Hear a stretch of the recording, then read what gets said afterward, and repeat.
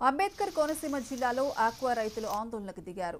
NGT తీర్పును వ్యతిరేకిస్తూ కరవాక గ్రామస్తులు ఆందోళన చేశారు. సిఆర్జెడ్ పరిధిలో ఉన్న 500 ఆక్వా చెరువులను తొలగించాలని ఎన్జీటీ తీర్పుపై ఆందోళన వ్యక్తం చేశారు ఆక్వా రైతులు. 40 ఏళ్లుగా రొయ్యలు సాగు మీద ఆధారపడి బ్రతుకుతున్న మా నోట్లో మట్టి కొట్టద్దని రైతులు ఆవేదన వ్యక్తం చేశారు.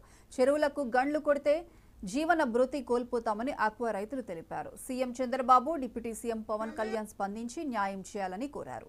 లేకుంటే ఆత్మహత్యలే శరణ్యమంటున్నారు.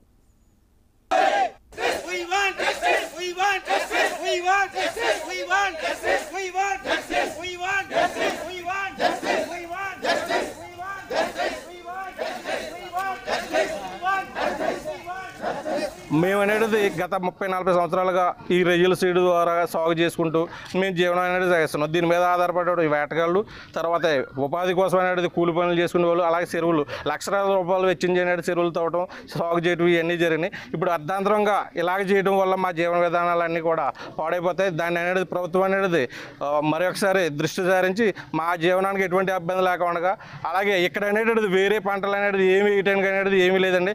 ఓన్లీ ఒక మత్స్య సంపద ఉపయోగించడం తప్ప వేరే రకంగా ఎటువంటి అవకాశాలు లేవు. దాన్ని పరిగణలో తీసుకుని ప్రభుత్వం అనేది స్పందించి వెంటనే మా జీవితంలో అనేది పాడవకుండా మమ్మల్ని కాపాడవలసిందిగా ప్రభుత్వాన్ని కోరుచున్నాను.